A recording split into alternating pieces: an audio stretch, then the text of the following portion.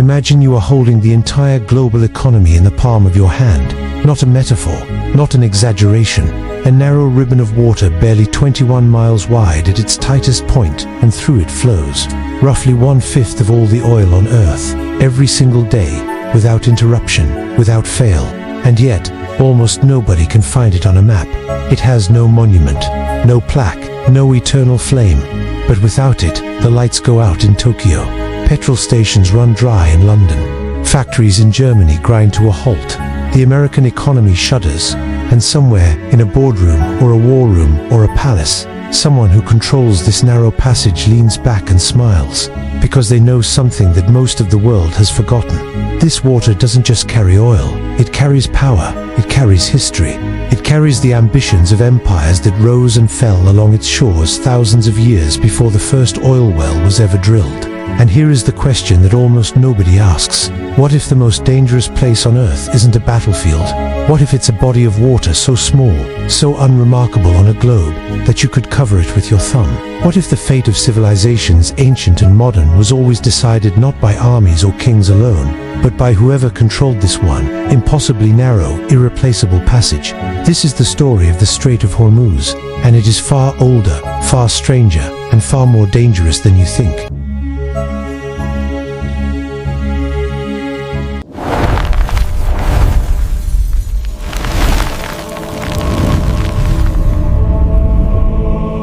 Look at a map of the Middle East. Find the Persian Gulf, that long, thin finger of water stretching between the Arabian Peninsula and the Iranian Plateau. Now trace it eastward, toward where it narrows, where the land on both sides seems to reach out like two hands about to clasp. That pinch point, that geographic accident of tectonic history, is the Strait of Hormuz. It connects the Persian Gulf to the Gulf of Oman, and from there to the Arabian Sea and the wider Indian Ocean. At its narrowest, the usable shipping lane is barely 2 miles wide in each direction. 2 miles. In a world of supertankers and nuclear submarines and satellite surveillance, 2 miles is almost nothing. And yet, through those 2 miles, an estimated 21 million barrels of oil pass every single day. That's roughly a third of all globally traded liquefied natural gas. It is the jugular vein of the modern world's energy system, and it has no bypass, no alternative route, no plan B that doesn't cost an absolute fortune or add weeks to a journey. If the Strait of Hormuz closes even for a few days, the ripple effects are immediate and violent. Oil prices spike, markets panic, governments scramble, military assets deploy. The clock starts ticking toward a crisis that could reshape global politics. This is not hypothetical.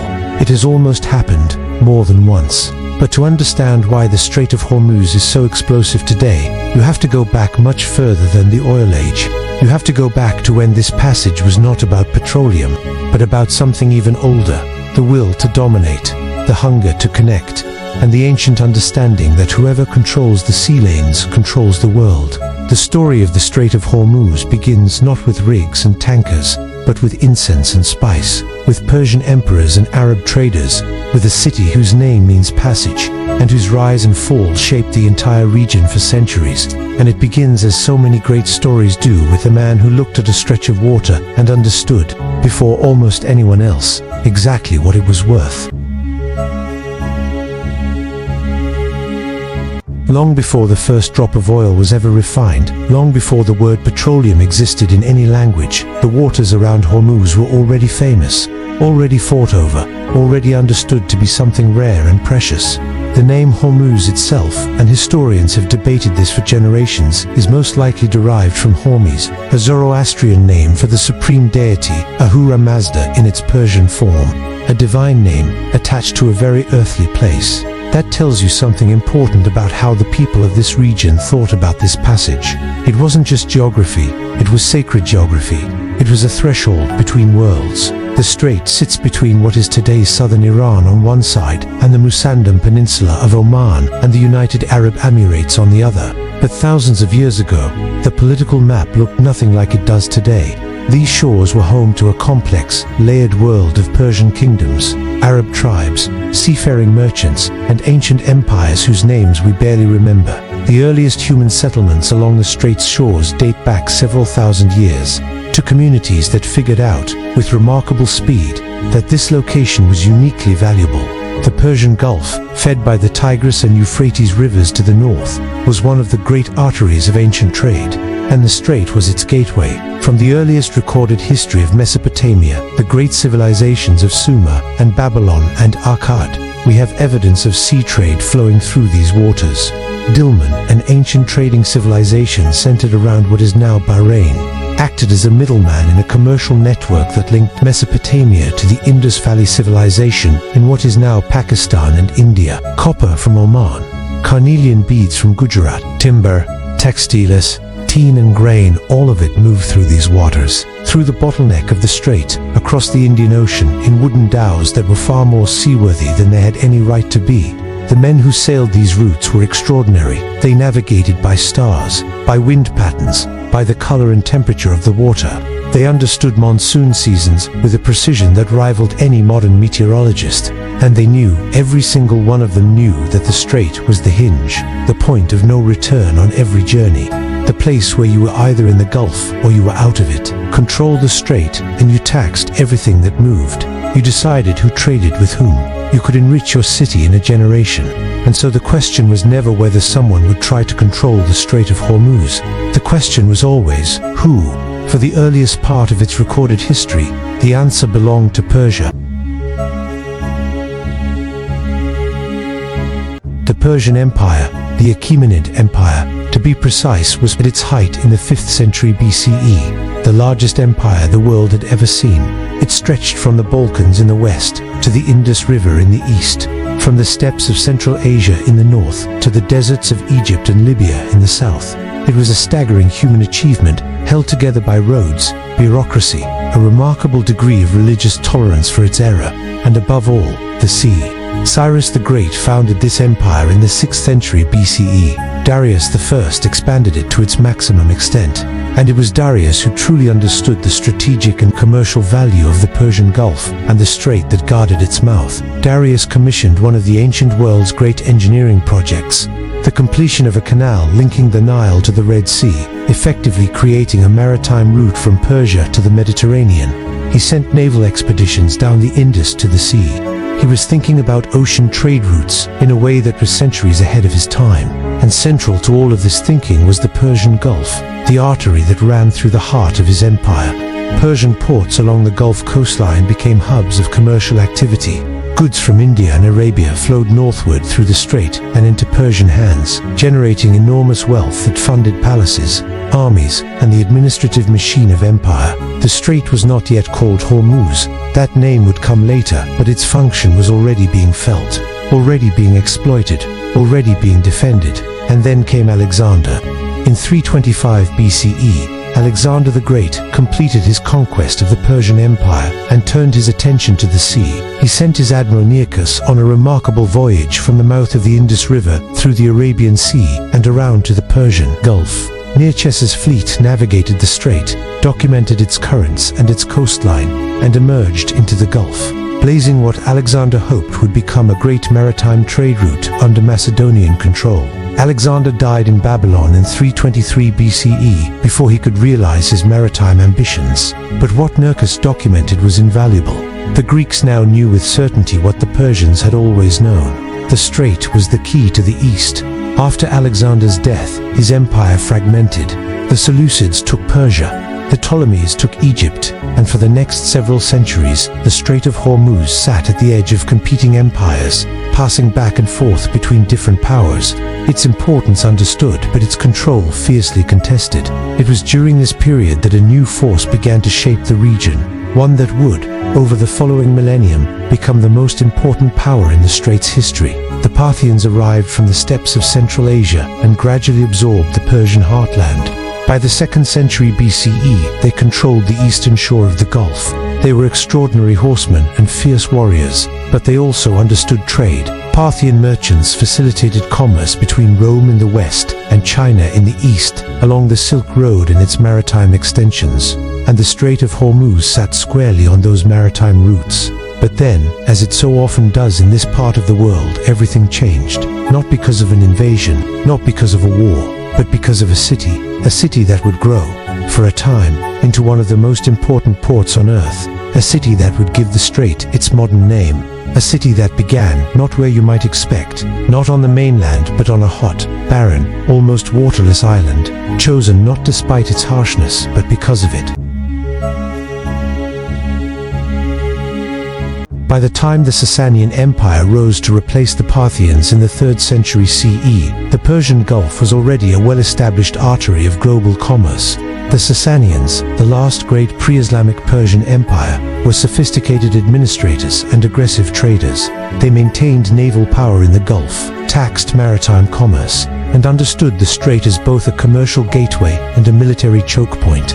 Their rivals were the Romans in the west, and increasingly, the Kingdom of Aksum in Ethiopia and the Himyarite Kingdom in Yemen, both of whom competed for control of the Red Sea trade routes that rivaled the Persian Gulf as a conduit for goods. Between the Mediterranean and the Indian Ocean, it was an era of intense geopolitical competition waged not just with armies but with merchant fleets, with diplomatic marriages, with trade embargoes and preferential tariffs. In this world, the Strait of Hormuz was a prize that every great power wanted to influence, if not outright control. And then, in the 7th century CE, the world changed completely. The rise of Islam transformed every dimension of life across this region: religious, cultural, political, commercial. Within a century of the Prophet Muhammad's death in 632 CE, Arab armies had conquered the entire Persian Gulf, toppled the Sasanian Empire, and created a new political reality that would shape the strait's history for the next 14 centuries. The early Islamic caliphates, first the Rashidun, then the Umayyad, then the Abbasid, recognized almost immediately what the Persians before them had always known. The Gulf and its strait were not just sacred geography, they were money. Arab merchants, already skilled sailors with deep knowledge of the monsoon winds and the Indian Ocean trading system, now operated within a vast, unified political space that stretched from Spain to Central Asia, the Islamic Golden Age that flourished from roughly the 8th to the 13th centuries was, among other things, a golden age of commerce, and the Persian Gulf, with the Strait of Hormuz as its gateway, was one of the great commercial arteries of this golden world. Arab dhows laden with pearls, dates, horses, copper, and textiles sailed out through the strait and eastward to India, to Southeast Asia, to China. Return cargoes brought silk, spices, porcelain, and precious stones. The city of Siraf on the Iranian coast of the Gulf became fabulously wealthy as a hub of this trade. Persian merchants, despite the Arab conquest, remained essential to the commercial networks, their knowledge of routes and relationships too valuable to discard. It was a genuinely cosmopolitan world. Chinese merchants in Abbasid Baghdad, Indian traders in Persian ports, Jewish and Christian communities operating as commercial middlemen across religious lines. The Strait of Hormuz was the gateway through which this extraordinary multicultural commerce flowed. And then came the city that would define the strait for the next 4 centuries. The original city of Hormuz was founded on the Iranian mainland, near the modern city of Bandar Abbas, probably around the 10th century CE. It was a significant trading port, but its location on the mainland made it vulnerable to bandits, to rival powers, to the complicated politics of a region that never stayed stable for long. Then came a moment that changed everything. Sometime in the early 14th century, accounts vary on the precise date and circumstances, the ruler of Hormuz, facing invasion from the Mongol-backed rulers of Kerman, made a decision that seems almost impossible in hindsight. He abandoned the mainland city. He took his population, his ships, his merchants, and his entire apparatus of governance, and he moved them to a small, inhospitable island in the strait itself. The island is now called Jazirat Hormuz. It is roughly 9 kilometers across. It has almost no fresh water. Its soil is the color of dried blood, rich in iron and other minerals, but essentially unfavorable. Its summer temperatures are brutal. In almost every practical sense, it is one of the worst places on earth to build a city. And yet, within a generation, it became one of the richest because the island had something the mainland could not offer: security, position, and control. Positioned in the strait itself, the island of Hormuz was impossible to besiege without a navy. Its ruler could tax every ship that passed. Every merchant, every captain, every cargo. If you wanted access to the Persian Gulf, you paid the Lord of Hormuz. At its peak, in the 14th and 15th centuries, the Kingdom of Hormuz was a maritime empire of staggering wealth. Its ruler styled himself the King of Hormuz and commanded loyalty from ports along both shores of the Gulf, from parts of the Arabian coast, and even from communities in East Africa and Western India. The city on the island was described by travelers of the era in almost mythological terms. Marco Polo passed through Hormuz in the late 13th century, just before the island city reached its full flowering, and even then he was impressed. He described a city of remarkable commercial energy, crowded with merchants from every corner of the known world. He noted the extreme heat, the kind of heat, he wrote, that could kill a man who wasn't accustomed to it. He described a diet unlike anything in Europe, heavy on fish and dates, because almost nothing could be grown on the island itself. Food, water, timber, everything had to be imported, and yet the city thrived. Ibn Battuta, the great Moroccan explorer, who may have traveled more widely than any human being in the medieval world, visited Hormuz in the 14th century and described it as one of the great cities of the world, a city of merchants, diplomats, soldiers, and sailors, a city where the languages of Arabia and Persia and India mingled in the market stalls, a city that smelled of the sea and of spice and of money. At its height, the Kingdom of Hormuz controlled the most important maritime chokepoint on Earth. Its ruler wielded a form of power that was more commercial than military, more about position than force. They didn't need to be the strongest, they just needed to be in the right place, and for over a century, they were. But then, as always in the history of the Strait of Hormuz, something arrived that the lords of the island had never planned for, never anticipated, and could not stop. It came from the west, from a direction no one had ever thought to look. It came from Europe. To understand who really ran the Strait of Hormuz across the medieval period, you have to understand a cast of characters that is far more complex, far more human, and far more dramatic than any textbook will tell you. The kings of Hormuz were not, for the most part, Arabs. They were of mixed Persian and Arabian heritage, ruling over a population that was itself a mosaic of ethnicities and religions. Their court was conducted in Persian. Their merchants spoke Arabic, Hindi, Swahili, and half a dozen other languages. Their army was small, but their navy was formidable. Their genius was not conquest, it was accommodation. The most successful rulers of Hormuz understood that their power rested entirely on commerce, and commerce required stability. You could not tax the ships if the ships didn't come. You could not maintain a network of trading partners if you were constantly at war. So the kings of Hormuz became masters of a delicate diplomatic art, extracting maximum benefit from their position without pushing so hard that merchants found other routes or other powers decided to destroy them. This required constant negotiation, constant reading of the geopolitical winds, constant management of threats that came from every direction, from the Mongol successor states of Persia, from the rival Arab ports of the Gulf, from the growing power of the Timurid Empire, from the nomadic confederacies that periodically surged out of the Iranian plateau. One of the most remarkable rulers in Hormuz's history was a figure known in the sources as Mahmud Shah Kalhati, who ruled in the early 15th century. He oversaw a period of remarkable commercial expansion, strengthening ties with the Indian Ocean trading network and maintaining a careful balance of relationships with the great land powers that surrounded his island kingdom. He understood that Hormuz's survival depended on being useful to everyone and threatening to no one. But usefulness has its limits, and Hormuz's extraordinary wealth made it, inevitably, a target. There was another dimension to the kingdom's internal life that is easy to overlook: religion. Hormuz was a Muslim state, but it was a tolerant one, necessarily so. Its merchants included Hindus from Gujarat, Jews from various communities across the Islamic world, Nestorian Christians, Zoroastrians, who had survived the Arab conquest of Persia by maintaining their faith in quiet corners of the commercial world. The marketplace of Hormuz was a marketplace of cultures, and the kings who tried to impose religious uniformity on it invariably discovered that intolerance was bad for business. This tolerance was not idealism, it was pragmatism, and it is one of the fascinating ironies of the Strait's history that a place at the heart of the Islamic world was, for commercial reasons, one of the most religiously plural cities of its era. But even the most astute rulership cannot survive every storm, and in the late 15th and early 16th centuries, a storm arrived that the kings of Hormuz had no framework to understand. Portuguese ships had rounded the Cape of Good Hope. They had crossed the Indian Ocean.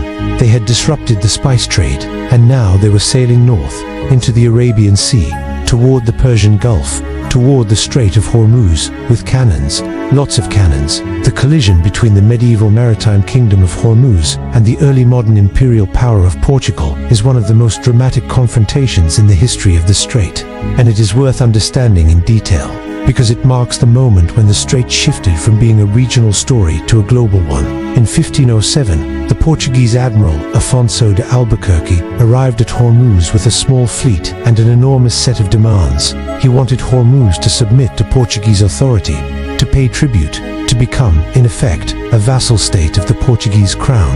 The king of Hormuz at the time was young, the real power in the court wielded by a minister named Koja Attar, who immediately understood the threat. He sent Albuquerque away, stalling for time. The Portuguese bombarded the island. The Hormuzis suffered badly, but Albuquerque was overextended. His officers were rebellious, and he eventually retreated. He would come back. In 1515, Albuquerque returned with a larger fleet and an ultimatum that left no room for negotiation. Hormuz surrendered. The Portuguese built a fortress on the island, the Castelo de Hormuz, whose ruins still stand today, and from that fortress they imposed their will on the strait. The kingdom of Hormuz did not immediately cease to exist. Its kings remained on the island, nominally sovereign, actually subjects. They continued to collect some revenue, to maintain some court ceremonial, to play the role of rulers. But real power now resided in the Portuguese garrison and in the captain's Marja, who reported to Lisbon. For the next century and more, the Strait of Hormuz was, for the first time in its history, controlled by a European power operating from thousands of miles away. The implications of this were enormous. The traditional Arab and Persian and Indian merchants who had dominated Gulf trade for centuries found themselves taxed by foreigners, their routes disrupted, their commercial networks severed in some cases. The Portuguese attempted to enforce a system of cartasses, passes that every merchant vessel had to purchase and carry, effectively a toll on all trade in the Indian Ocean. It was a breathtakingly audacious attempt to privatize the sea, and it worked, imperfectly, for about a century. But even as the Portuguese consolidated their control, other European powers were arriving in Asian waters, and the 17th century would bring a new reckoning to the strait. By the early 17th century, the Portuguese grip on the Strait of Hormuz was weakening. Their empire was vast, and their resources were stretched. Their commercial monopoly on the spice trade was being eaten alive by competition from the Dutch and English East India companies, those extraordinary entities that blurred the line between corporation and sovereign power. And in Persia, a new dynasty had risen that had no intention of sharing its coastline with European interlopers. The Safavid Empire, which ruled Persia from the early 16th century onward, was one of the great powers of the early modern world. Under Shah Abbas I, who ruled from 1588 to 1629, the Safavids reached their zenith. Abbas was a ruler of extraordinary ability, a military genius, a savvy diplomat, a man who understood that Persia's future lay not in the old Silk Road, overland routes increasingly disrupted by the Ottoman Empire and Central Asian warfare, but in the sea. And the sea, for Abbas, meant the Strait of Hormuz. Abbas spent years building an alliance that would allow him to dislodge the Portuguese from their island fortress. His partner was the English East India Company, which had its own very good reasons for wanting Portuguese competition removed from Indian Ocean trade. In 1622, a joint Safavid-English force attacked Hormuz. The Portuguese garrison, undermanned and under-supported from Lisbon, resisted but could not hold. After a siege, the fortress fell. The Portuguese were expelled. The English got trading concessions. Abbas relocated much of Hormuz's commercial activity to the mainland, founding a new port that he named Bandar. Abbas literally, Abbas's port, which exists to this day as one of Iran's major commercial harbors, and the island of Hormuz, stripped of its commercial function, began its long decline into the quiet, red-soiled backwater it is today. The Portuguese expulsion solved one problem for the Safavids, but it created others.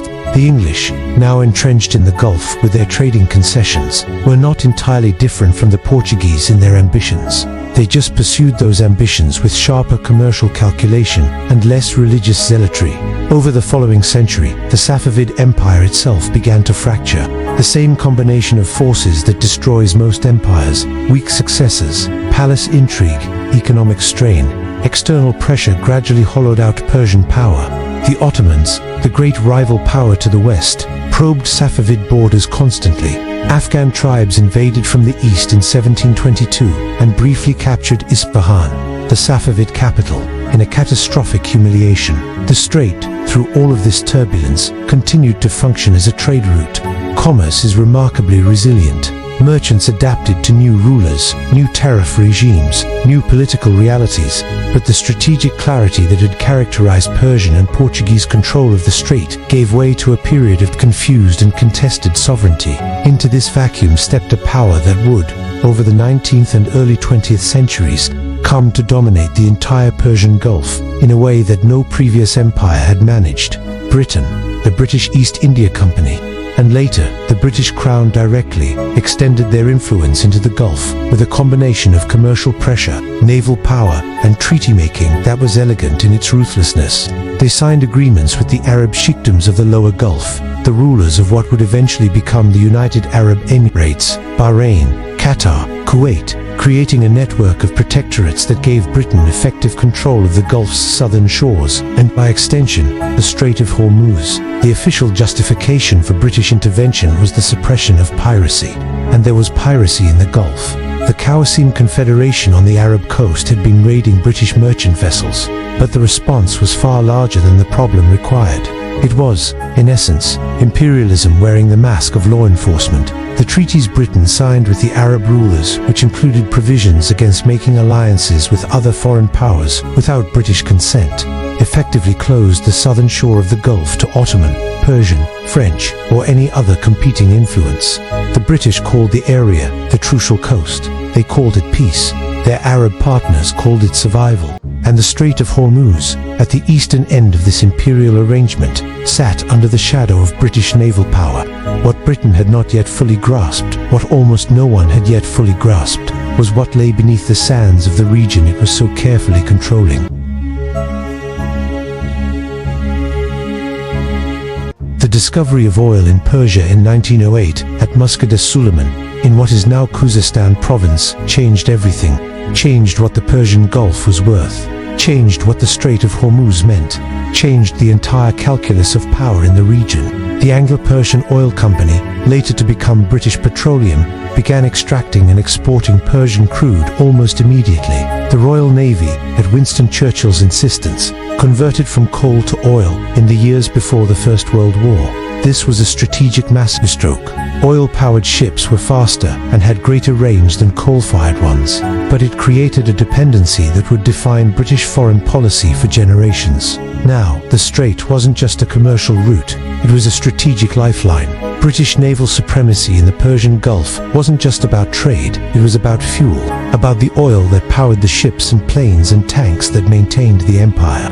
The First World War brought the Ottoman Empire into conflict with Britain, and the Gulf became a theater of war.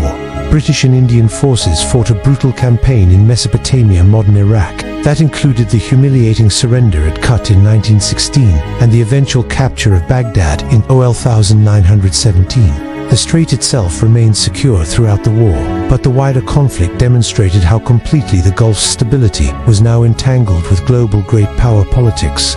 The Second World War brought an even more direct threat: Nazi Germany's alliance with Japan, and Japan's aggressive expansion across the Pacific and Southeast Asia created a scenario in which the oil fields of the Persian Gulf suddenly became the most important strategic prize on Earth. Control of Persian oil, or denial of it to the Allies, could have changed the outcome of the war. Britain and the Soviet Union, who were otherwise deeply suspicious of each other, jointly occupied Iran in 1941 to secure the oil and prevent any possibility of German influence in Tehran. The young Shah Mohammad Reza Pahlavi was installed in place of his father Reza Shah, who was seen as too sympathetic to the Germans. The message was simple: the oil and the strait were too important for Persian sovereignty to be an obstacle. But the most explosive conflict in the strait's modern history, the one that most directly tested its vulnerability to closure, came not from European empires but from the region itself.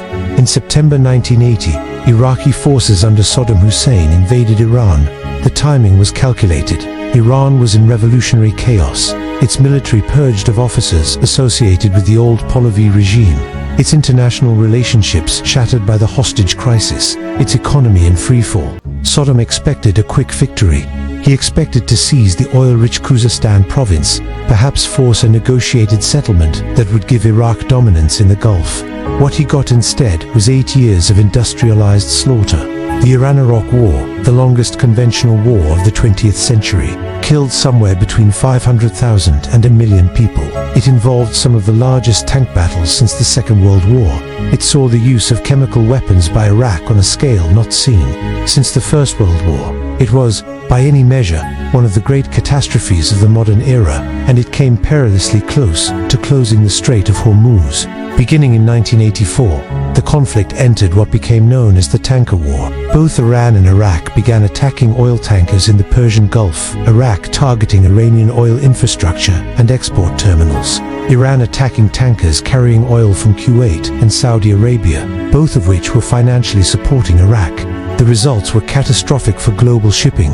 Over 500 tankers were attacked during the Tanker War. Hundreds of sailors were killed. Insurance rates for Gulf shipping skyrocketed. The price of oil on global markets swung wildly with every new attack. The strait itself became a gauntlet. Iran mined parts of the Gulf. The United States, which had been diplomatically supporting Iraq, began escorting Kuwaiti tankers under American flags in 1987. Operation Earnest will bringing American naval power directly into the strait for the first time. This led to a series of confrontations with Iranian forces, including naval battles in which American warships engaged, Iranian gunboats, and destroyed Iranian oil platforms used as military staging posts. In 1988, the USS Vincennes, operating in the strait, shot down Iran Air Flight 655, killing all 290 people on board. The American government maintained it was a tragic case of mistaken identity in a combat environment. Iran maintained it was an act of murder. The incident poisoned American-Iranian relations for decades. The Iran-Iraq War ended in a ceasefire in August 1988, with neither side having achieved its objectives. Saddam had failed to conquer Khuzestan. Iran had failed to topple Saddam's regime. Both countries were economically devastated, and the strait, having survived 8 years of deliberate targeting, remained open, but only just. 2 years later, Saddam Hussein invaded Kuwait. The Gulf War of 1990 to 1991 brought a multinational coalition force to the region on a scale not seen since the Second World War. The strait was again at the center of global concern, not because it was directly threatened this time, but because the entire region in which it sat was now a war zone. American, British, French, and other coalition warships moved through the strait in unprecedented numbers. The military presence that would define the Persian Gulf for the next 3 decades was being assembled. After the quick defeat of Iraqi forces and Kuwait's liberation, the American military did not leave. It stayed. It built bases. It institutionalized its presence. The United States Fifth Fleet, headquartered in Bahrain, became the permanent guardian of the strait. And that guardianship, that American commitment to keeping the strait open, became the foundation of a global energy security architecture that shaped everything that followed.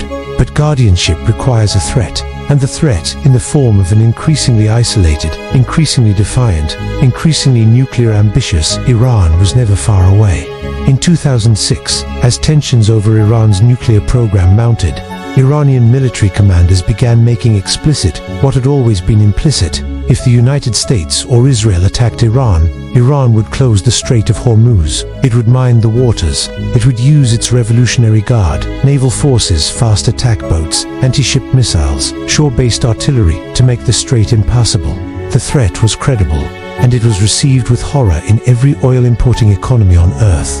War games conducted by the Pentagon, and by independent analysts consistently showed that even a brief closure of the strait, even a few weeks, would trigger an oil price shock of such severity that it could tip the global economy into recession. The economic pain would be felt most sharply not in the United States, which was increasingly energy self-sufficient thanks to shale oil production, but in Europe, Japan, South Korea, and China, the world's great oil-importing economies. This is the strategic genius of Iran's position, and it has made the Strait of Hormuz the most neuralgic point in global geopolitics for the past 4 decades. Iran doesn't need to win a war to cause catastrophic damage, it just needs to credibly threaten the strait. The threat alone is a weapon that has been deployed with varying degrees of intensity through every crisis in Iranian-American relations since the 1979 revolution. In 2019, in the context of the Trump administration's maximum pressure campaign of economic sanctions against Iran, the strait became a flashpoint once again. Tankers were attacked in the Gulf of Oman. Mines were attached to ships. A British tanker was seized. Iranian speedboats swarmed American naval vessels. Drones were shot down. The region appeared to be spiraling toward open conflict. It didn't happen. The crisis was managed, barely, but the world was reminded, once again, that the Strait of Hormuz remained exactly what it had always been, the most dangerous 21 miles on Earth. There is a particular kind of melancholy that attaches to places that were once the center of the world and are now forgotten. The island of Hormuz, that extraordinary, improbable place that was, for more than a century, one of the great cities of the medieval world, is today home to perhaps 4,000 people. Its economy is based on fishing and a trickle of tourism from mainland Iran. Its most notable attraction is the geological curiosity of its soil, that extraordinary red earth, rich in iron and mercury, and 20 or more different minerals, which has made it famous among geologists and artists who use the colored soils to create pigments. The ruins of the Portuguese fortress still stand on a low headland above the sea. Coral stone walls bleached by centuries of salt air, a monument to a moment of imperial overreach that lasted a little over a century before it too was swept away. What happened to the city of Hormuz is, in miniature, what has happened again and again in the history of the strait. A power rises by understanding the position and exploiting it brilliantly. It reaches a peak of wealth and influence that seems permanent, and then something shifts. A new power arrives, a trade route changes, a technology appears that makes the old advantages obsolete, and the decline begins. For the city of Hormuz, the shift came with the Portuguese conquest and, ironically, was accelerated by the Persian reconquest. Shah Abbas moved the trade to the mainland. The island lost its function. Without commerce, the city died. The grand merchant houses emptied. The caravanserais fell silent. The cosmopolitan world of Arabic and Persian and Hindi and Swahili dissolving into the hot salt air. The same process, writ large, has been playing out with the old British imperial order in the Gulf since the Second World War. The formal British withdrawal from east of Suez in 1971, a retreat driven by economic necessity, and the exhaustion of the empire, was one of the most consequential geopolitical events of the 20th century that is almost entirely forgotten today in the West. In 1971, Britain simultaneously granted independence to Bahrain, Qatar, and the federation that became the United Arab Emirates, and withdrew its military forces from the region. Overnight, the careful architecture of protectorates and treaty relationships that had kept the southern shores of the Gulf under British influence for nearly 2 centuries was dismantled. The United States, recognizing immediately the vacuum this created, moved to fill it. The Nixon Doctrine, which held that the U.S. would support regional allies to maintain stability rather than deploying American forces, directly led to massive American arms sales to Iran and Saudi Arabia, the 2 regional powers that were expected to be the pillars of Gulf stability. Iran, under the Shah, became the primary American client in the region. Saudi Arabia, with its vast oil wealth and its role in the organization of petroleum exporting countries, became the other. This arrangement worked, after a fashion, until 1979, and then it collapsed entirely. The Iranian Revolution was one of the most disorienting events in the history of American foreign policy. The Shah, America's man, the pillar of the Nixon Doctrine, the guarantor of Persian Gulf stability, was swept away by a revolutionary movement that was anti-American, anti-Western, and committed to exporting its Islamic revolutionary ideology across the region. Overnight, the entire strategic framework for the Persian Gulf and the Strait of Hormuz had to be rebuilt from scratch. The Carter Doctrine of 1980, which declared that the United States would use military force, if necessary, to prevent any hostile power from gaining control of the Persian Gulf, was the result. It committed America to the region in a way that has never been reversed, regardless of which party controls the White House. It is the foundational document of American Middle East policy, and it is entirely about the Strait. The decline of the old order has not produced a stable new one. What it has produced is a region in which multiple powers, the United States, Iran, Saudi Arabia, the UAE, Israel, Turkey, Russia, China, all compete for influence, all recognize the Strait as the central prize, and none can simply impose their will. China, which imports more Persian Gulf oil than any other country, has been steadily expanding its presence in the Indian Ocean and establishing relationships with Gulf states that challenge American primacy. The Abraham Accords of 2020, which normalized relations between Israel and several Arab states, created a new diplomatic geometry in the region, with implications for Gulf security that are still being worked out. Iran's nuclear program, its support for proxy forces across the region, and its management of the Hormuz threat remain the most volatile variables in an already volatile equation. And through all of this, the tankers keep sailing. The oil keeps flowing. The strait, despite everything, remains open. But for how long? Step back from the geopolitics for a moment. Step back from the oil prices and the military deployments and the nuclear negotiations and the missile tests. Step back and look at the long arc of the Strait of Hormuz's history. What you see is remarkable. For roughly 5,000 years, human beings have understood that this narrow passage between the Persian Gulf and the wider ocean was uniquely valuable. Every civilization that has risen to power in this region has grappled with the same fundamental question: who controls the strait? And every civilization that has controlled it has eventually lost that control, usually through a combination of overreach, internal decay, and the arrival of some force they failed to anticipate. The ancient Persian empires controlled it and lost it to Alexander. The Greeks understood its importance and then lost the region to the Parthians and the Sassanids. The Islamic caliphates dominated its commerce and eventually fragmented. The kingdom of Hormuz built an empire on its position and was crushed by Portuguese cannons. The Portuguese were expelled by a Persian-English alliance. The British built a century-long hegemony over the Gulf and then retreated, exhausted and bankrupt. The Americans stepped in and have been managing the consequences ever since. Each power believed, at its moment of maximum strength, that it had found a permanent solution to the strait. Each was wrong, and yet the strait itself endures. It doesn't care who controls it. It doesn't remember empires. It flows on, indifferent to the armies and the tankers and the warships that have sailed its waters across 5 millennia. What does it mean, this long history? It means, first of all, that geography is destiny in ways we constantly underestimate. The Strait of Hormuz is important not because of anything humans did, but because of where plate tectonics and ocean circulation put it. Human beings discovered its importance and built civilizations around it, but the geography was there first. It will be there last. It means, second, that no commercial or military advantage is permanent. The Kingdom of Hormuz thought its island position made it invulnerable. The Portuguese thought their cannons made them invincible. The British thought their treaties made them indispensable. None of them were right. The great powers circling the strait today would do well to remember this. It means, third, that the strait has always been a place where the local and the global intersect in the most violent and unpredictable ways. A political crisis in Tehran ripples instantly through the petrol stations of Seoul and the heating bills of Warsaw. A naval confrontation in waters few people could find on a map can tip the entire global economy.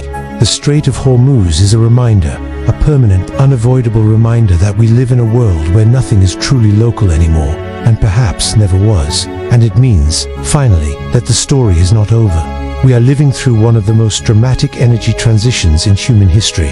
The world is gradually, haltingly, unevenly, but genuinely moving away from fossil fuels toward renewable energy. Solar panels, wind turbines, electric vehicles, battery storage, hydrogen. The technologists are advancing faster than almost anyone predicted a decade ago. If that transition succeeds, if the world genuinely weans itself from oil over the next few decades, the Strait of Hormuz will lose its stranglehold on global security. The 21 miles of water that have shaped the fate of civilizations for 5,000 years will become, gradually, just another shipping route. Significant, perhaps, for liquefied natural gas in the transitional period, but no longer the existential choke point it is today. That would be one of the great geopolitical transformations in human history, and it is possible, perhaps even likely, in the long run. But we are not there yet, and until we are, the strait remains what it has always been, the hinge of history. The place where the past and the future meet in 21 miles of dangerously contested water. The island of Hormuz is quiet now.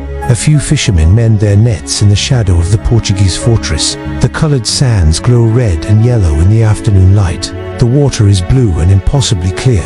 It looks like the end of the world, or the beginning of it. And somewhere out in that water, beyond the island, beyond the coral reefs, a supertanker slides southward through the strait. Its hull low in the water under the weight of 2 million barrels of crude oil. Its wake white against the blue, heading for the open ocean and the markets of the world. The same passage, the same water, 5,000 years of history, and still the world holds its breath every time a ship passes through. If you made it this far, you already know the history of the Strait of Hormuz is not just the story of a body of water, it's the story of how geography shapes civilizations, how power is never permanent, and how the world's most consequential places are often the ones we've never heard of. If this documentary gave you something to think about, consider subscribing.